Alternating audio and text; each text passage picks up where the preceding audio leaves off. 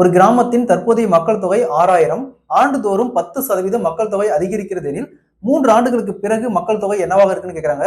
மக்கள் தொகையில இந்த மாடல் சம் கேட்டாங்களா? ஃபர்ஸ்ட் எவ்வளவு இருக்கு? 6000 இருக்குது. 6000 இன்ட்டு 10% அதிகரிக்குது அப்படிங்கிறாங்க. பேசிக்கா 100%, அது கூட 10 அதிகரிச்சா 100 பிளஸ் 10 110%.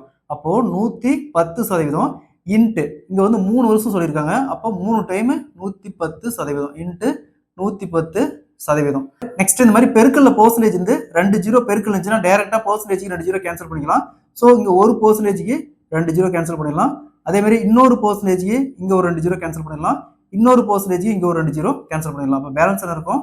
6 into 11 into 11 into 11. அப்போ 11 cube 1331 into 6. 1331 into 6 equal to 7986. So அப்போ 3 ஆண்டுகளுக்கு பிறகு அந்த கிராமத்தின் மக்கள் தொகை 7986 பேர் இருப்பாங்க. Option D is the correct answer. இதே மாதிரி இந்த சம் பாருங்க. ஒரு நகரத்தின் மக்கள் தொகை 10,000, ஆண்டுதோறும் 10% அதிகரிக்கிறதில் 3 ஆண்டுகளுக்கு பிறகு மக்கள் தொகை என்னவா இருக்குன்னு கேக்குறாங்க. இதே மாதிரி இந்த சம சால்வ் பண்ணிக்கிற ஆன்சரை கமெண்ட்ல போடுங்க.